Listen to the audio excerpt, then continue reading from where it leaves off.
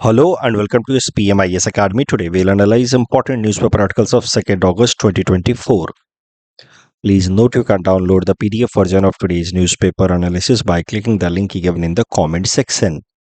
This is a list of the topics that we'll be covering from today's newspaper. The first article is about sub-classification of SC and ST community for reservation purpose. This topic is important from our syllabus GS paper 2 Indian polity point of view. तो एक बार जरा सा constitutional provisions को revise कर लेते हैं जिनके basis पे रिजर्वेशन पॉलिसी लाई गई है फॉर डिफरेंट कम्युनिटीज। तो इसमें सबसे इंपॉर्टेंट है article 15 of the Indian constitution which in general ensures right to equality. Article 15 के जो पहला सब क्लॉज है वो कहता है कि the state shall not discriminate against any citizen only on the basis of religion, race, caste, sex, place of birth। मतलब in basis पे कोई भी डिस्क्रिमिनेशन नहीं किया जाएगा amongst the citizens specially by the state. फिर आर्टिकल 15(2) कहता है कि no citizen shall on grounds only of religion, race, caste, sex, place of birth shall be subjected to any limitations as far as access to shops, public restaurants, hotels या फिर well, tanks, bathing ghats ETC are concern. मतलब in basis पे आपको public places पे जाने से रोका नहीं जाएगा कि आप इस कास्ट के हैं या इस रिलीजन के हैं या इस सेक्स के हैं इसलिए आपको इस दुकान में अलाउड नहीं है या इस होटल में अलाउड नहीं है या इस बेथिंग घाट्स में आप जा नहीं सकते। तो ये सब प्रोविजंस लाए गए in order to ensure right to equality. आप ये जो देख रहे हैं कि there should not be any limitation only on the basis of sex as far as access to any public place is concerned. तो इसी बेसिस पे चैलेंज किया गया कि केरला के अंदर जो सबरीमाला टेम्पल है उसमें विमेन की एंट्री प्रोहिबिटेड है, दैट इज वायलेटिंग आर्टिकल 15(2)। इसी ग्राउंड पे चैलेंज किया गया है और फिर सुप्रीम कोर्ट ने विमेन एंट्री को परमिट किया इन सबरीमाला टेम्पल।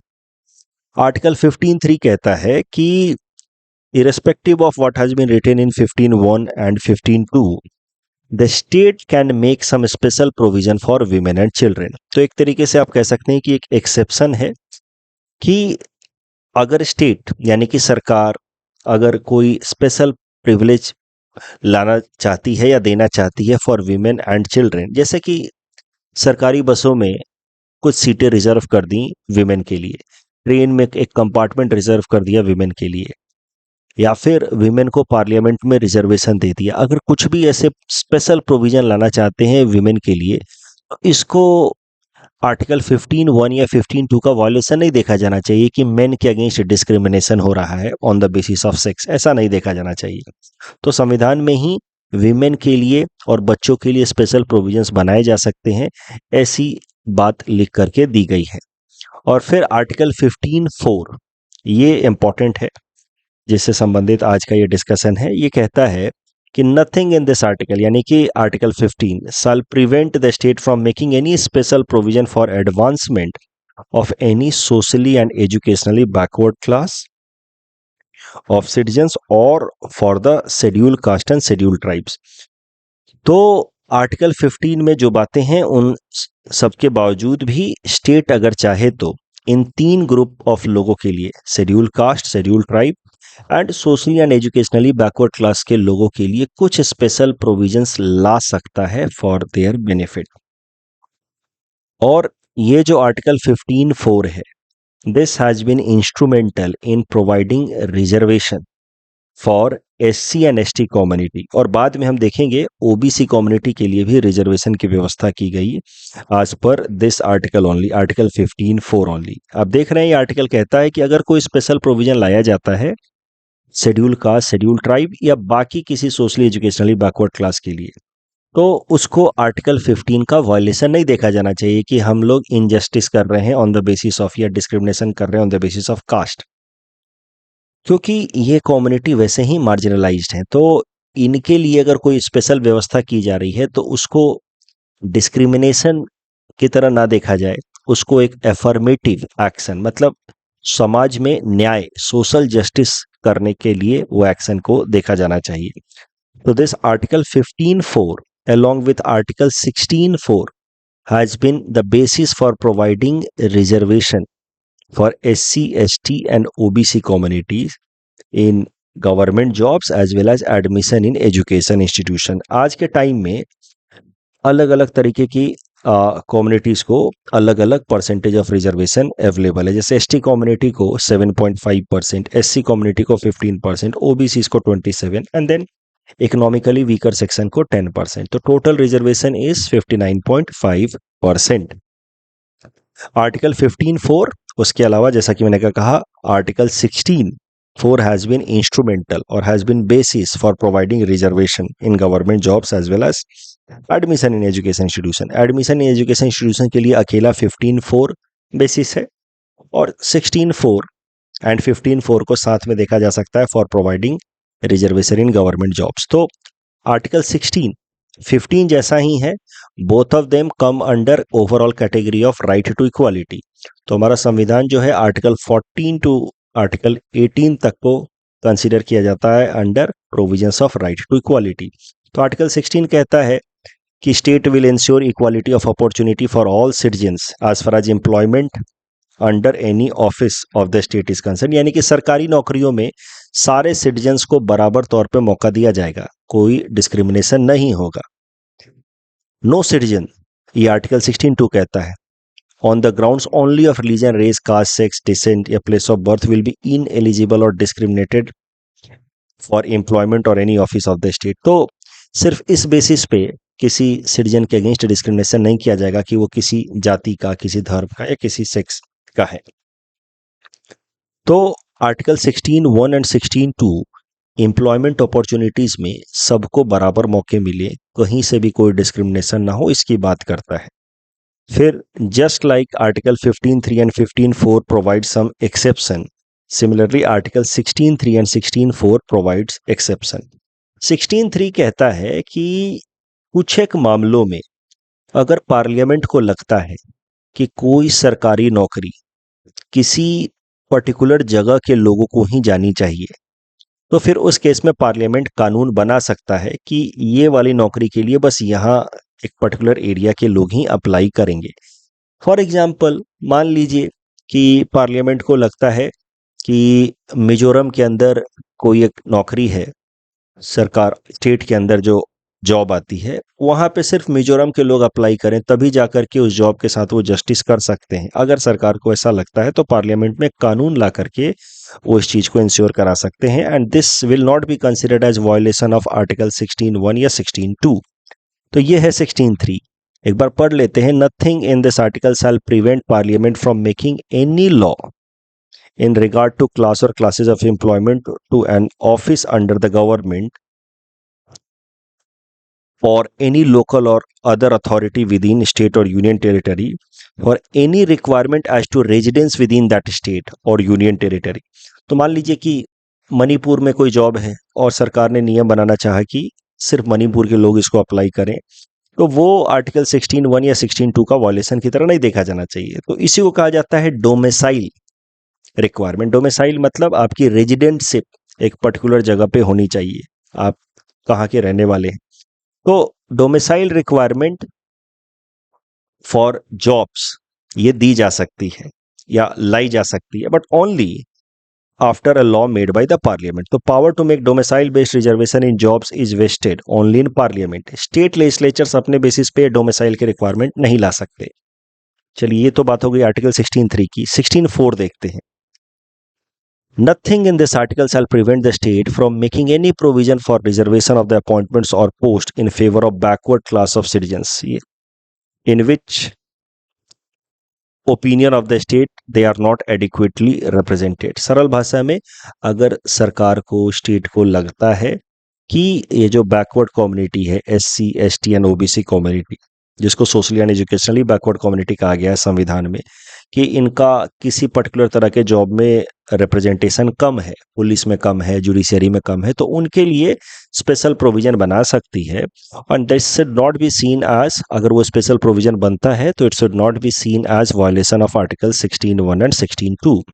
तो इसीलिए मैंने कहा, पिछले पेज पे भी मैंने कहा कि आर्टिकल 15(4) कहता है कि इन जनरल अगर कोई भी स्पेशल व्यवस्था की जाती है SC ST and socially educationally backward community के लोगों के लिए, तो उसको इक्वालिटी का वायलेशन की तरह नहीं देखा जाना चाहिए।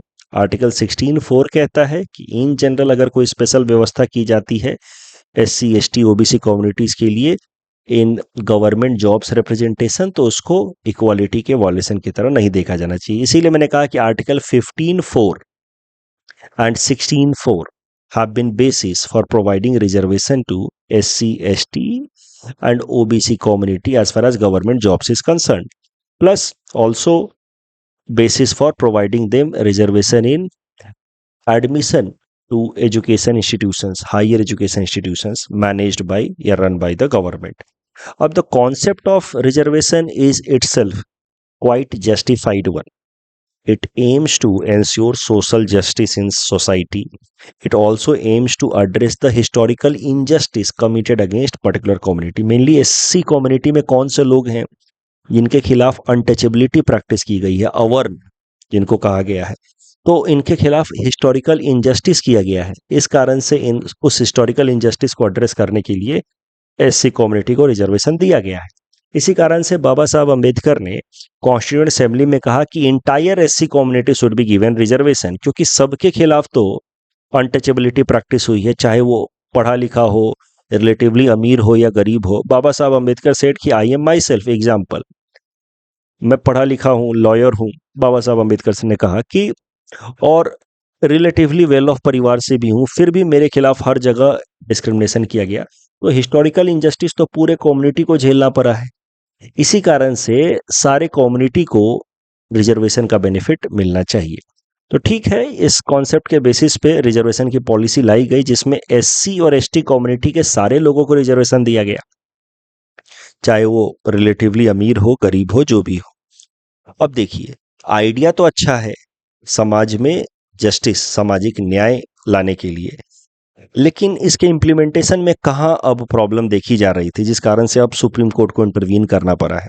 मान लीजिए कि समाज में ये 3 कास्ट के लोग हैं, 3 अलग अलग कम्युनिटी के लोग हैं, जिसमें से A और B जो कम्युनिटी है वो अनरिजर्व कैटेगरी में आते हैं, इनको कोई रिजर्वेशन की व्यवस्था नहीं है। जबकि C कैटेगरी जो है, यहाँ पे जो C ग्रुप दिखाया गया है, ये या तो SC या ST कम्युनिटी के हैं, मतलब रिजर्वेशन की व्यवस्था इनके लिए दी गई है। अब ये C ग्रुप के अंदर भी, C कम्युनिटी के अंदर भी तो अलग अलग लोग हैं। कुछ ऐसे परिवार भी हैं जिन्होंने रिजर्वेशन का फायदा उठा करके वो लोग IAS ऑफिसर बन गए, IPS ऑफिसर बन गए। अब क्या है कि आप रिजर्वेशन का फायदा उठा करके IAS ऑफिसर बन गए, आपके बच्चों को भी रिजर्वेशन का फायदा मिलेगा। इससे नुकसान क्या हो रहा है? कुछ परिवारों को वहां के लोग पढ़ लिख करके इंजीनियर, डॉक्टर बन गए, रिजर्वेशन पॉलिसी का फायदा उठा करके उनके बच्चों को भी रिजर्वेशन का फायदा मिलेगा, क्योंकि सारे कास्ट को, इस पूरे ग्रुप के अंदर जितने भी लोग हैं, irrespective of their economic status, उनको रिजर्वेशन का फायदा मिलेगा। ऐसा संविधान के हिसाब से और रिजर्वेशन पॉलिसी के हिसाब से है। बाबा साहब अम्बेडकर ने कॉन्स्टिट्यूएंट असेंबली में कहा था कि entire caste is itself a class, सबको हिस्टोरिकल इनजस्टिस झेलना पड़ा है, तो सबको ही रिजर्वेशन का फायदा मिलना चाहिए। उस टाइम के हिसाब से तो वो ठीक था, लेकिन अब सोचिए क्या समस्या हो रही है। एक IAS ऑफिसर है, उसके बच्चे को रिजर्वेशन मिला हुआ है, एक इंजीनियर डॉक्टर है, उसके बच्चे को रिजर्वेशन मिला है, और एक रिक्शा पुलर है या मैनुअल स्कैवेंजर है, इसके बच्चे को भी रिजर्वेशन मिला हुआ है। लेकिन अब आप ही बताइए, क्या इस रिक्शा पुलर या मैनुअल स्कैवेंजर का बच्चा compete कर पाएगा IAS ऑफिसर्स के बच्चे से या इंजीनियर डॉक्टर के बच्चे से? रिजर्वेशन का फायदा तो अगेन IAS ऑफिसर्स के बच्चे रिजर्वेशन का फायदा उठाएंगे, और IAS के बच्चे फिर IAS बनेंगे, इंजीनियर डॉक्टर्स के बच्चे इंजीनियर डॉक्टर बनेंगे, IAS बनेंगे। तो इस ग्रुप के अंदर भी एक टॉप लेयर सा बन गया है, और वो ही टॉप लेयर बार बार रिजर्वेशन का फायदा उठा रहा है, और रिजर्वेशन के कारण उसको हमेशा ही बेनिफिट मिल रहा है। और जिसको सच में बेनिफिट मिलना चाहिए, जो सच में गरीब है, बैकवर्ड है और आज भी इनजस्टिस झेल रहा है, उसको रिजर्वेशन का फायदा नहीं मिल रहा। तो ये प्रॉब्लम हो रही है with respect to implementation of reservation policy, और इसी कारण से सुप्रीम कोर्ट ने इंटरवीन किया है। अभी सुप्रीम कोर्ट ने कहा है कि entire scheduled caste can not be considered as indivisible monolith, सबको एक ब्लॉक की तरह नहीं देखा जा सकता, इसमें भी सब क्लासिफिकेशन की जरूरत है कि कौन वेल ऑफ है कौन वेल ऑफ नहीं है।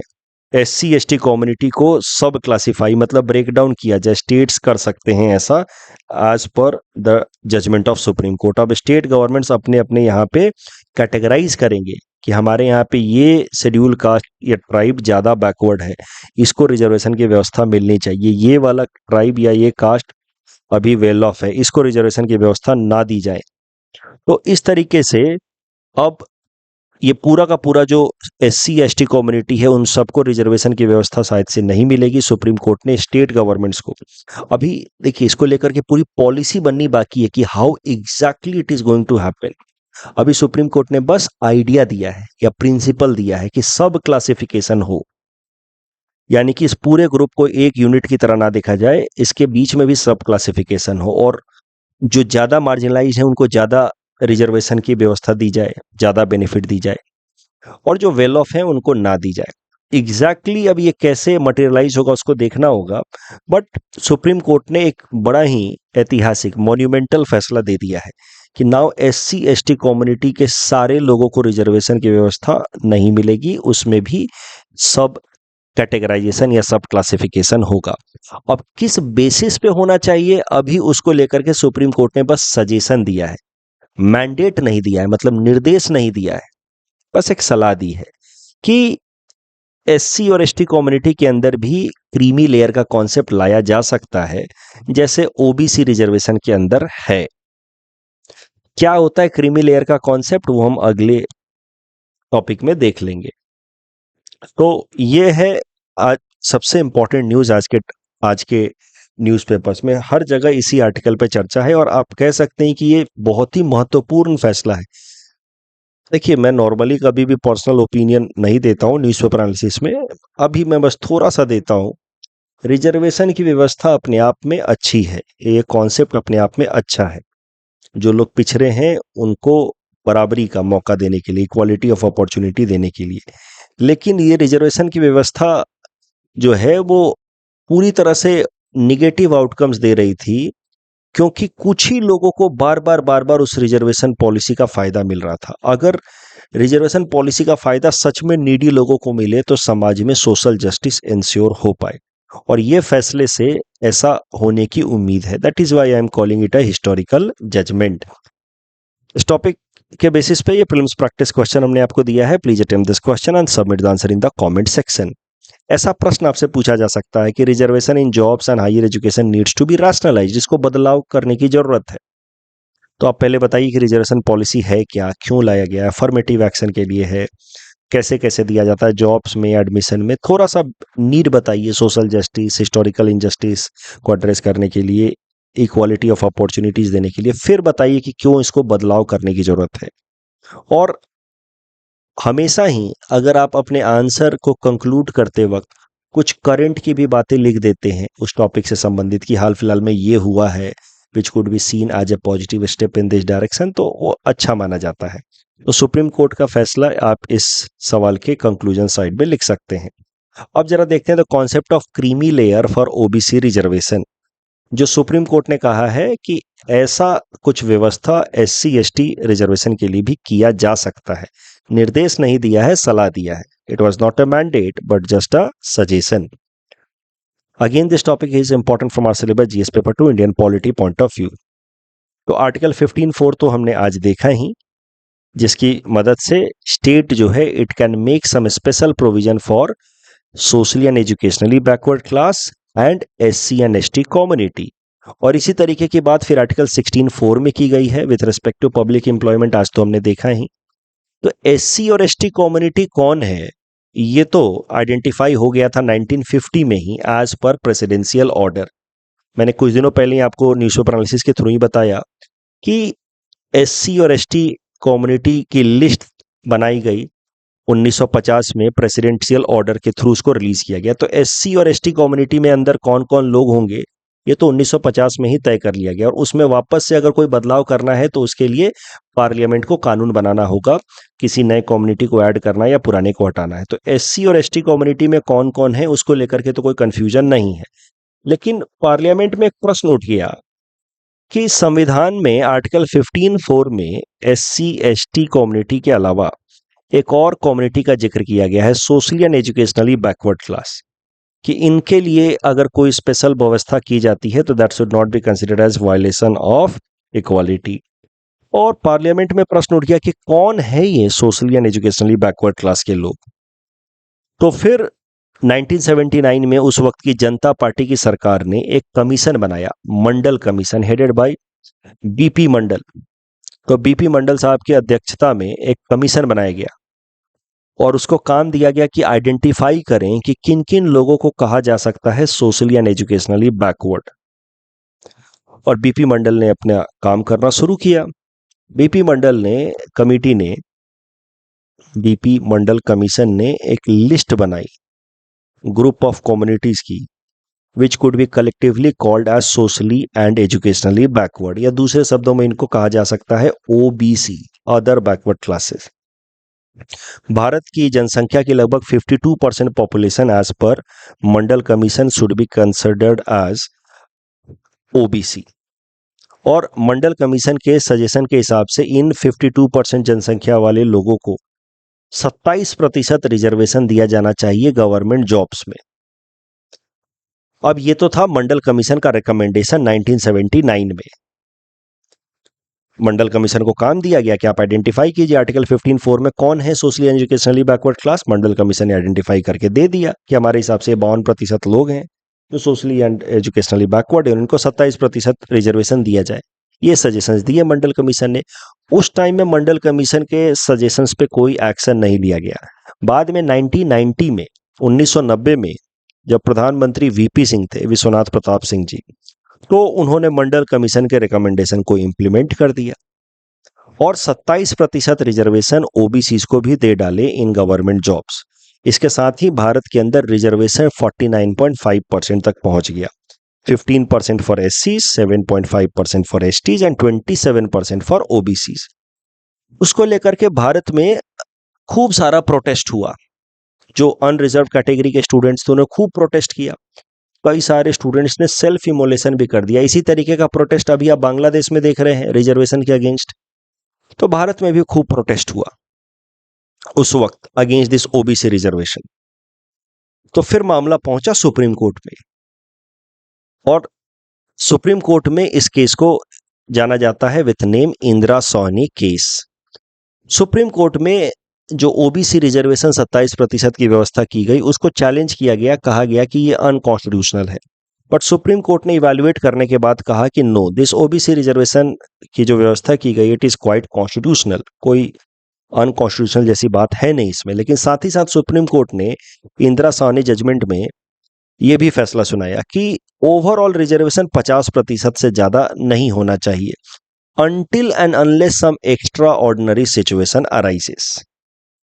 साथ ही साथ सुप्रीम कोर्ट ने कॉन्सेप्ट दिया क्रीमी लेयर का कि ठीक है ये 52% लोगों को आप रिजर्वेशन दे तो रहे हैं, लेकिन इसमें से जो इकोनॉमिकली वेल ऑफ है उनको तो मत दीजिए रिजर्वेशन। और उसी को कहा गया the concept of creamy layer. जो वेल ऑफ कम्युनिटी है इस 52% में भी कुछ तो अमीर परिवार, बेहतर परिवार होंगे इकोनॉमिकली, उनको तो मत दीजिए। और इस तरीके से सुप्रीम कोर्ट ने दो आदेश दिए। इंदिरा साहनी जजमेंट में सुप्रीम कोर्ट ने कहा कि OBC reservation is quite constitutional but overall reservation should not breach 50% limit एक unless some extraordinary situation arises. And supreme court also gave the guidance कि रिजर्वेशन देना है तो दीजिए ओबीसी को, बट क्रीमी लेयर्स को ना दिया जाए। तो क्रीमी लेयर का कॉन्सेप्ट आ गया इंदिरा साहनी जजमेंट से। क्रीमी लेयर का कॉन्सेप्ट जो है वो अप्लाई किया गया with help of income limit, कि अगर आपके परिवार में आपके पेरेंट्स की इनकम इस अमाउंट से ज्यादा है। देखते हैं क्रीमी लेयर का कॉन्सेप्ट कैसे अप्लाई किया गया है। अगर आपके पेरेंट्स गवर्नमेंट जॉब में हैं तो फिर if they are in group A और group B before the age of 40, तो उस केस में आप क्रीमी लेयर में आएंगे और आपको रिजर्वेशन के बेनिफिट्स नहीं मिलेंगे।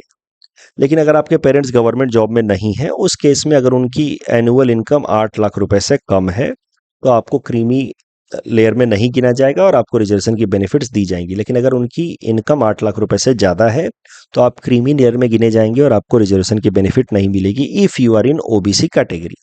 तो इस तरीके से क्रीमी लेयर का कॉन्सेप्ट लाया गया और जिसके इम्प्लीमेंट करने के लिए इकोनॉमिक क्राइटेरिया बनाया गया फॉर एक्सक्लूजन। इस पे भी बड़ा अच्छा बहस है, किसी और दिन चर्चा करेंगे। इंदिरा साहनी जजमेंट में बात चली थी कि सर क्या इकोनॉमी को बेसिस बनाया जा सकता है for exclusion in reservation policies. Supreme court ने कहा था यस। इस पे कभी और चर्चा करेंगे, यहाँ पे कुछ और इंट्रिकेसीज हैं, ठीक है, इंटरेस्टिंग है but not very important from exam point of view, देखेंगे।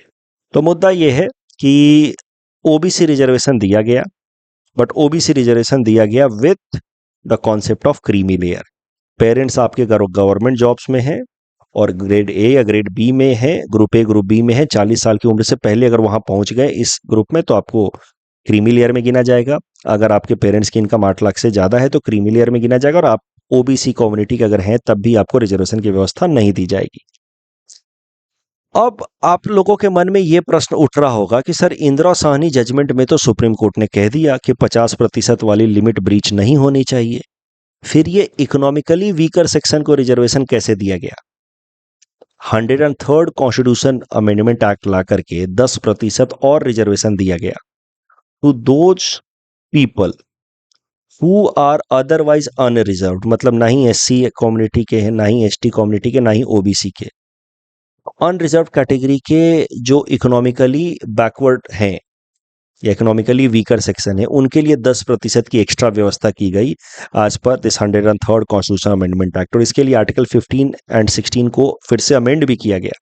तो अब आप कहेंगे कि सर ओवरऑल रिजर्वेशन तो हो गया 59.5% and this is violation of Indira Sahni judgement.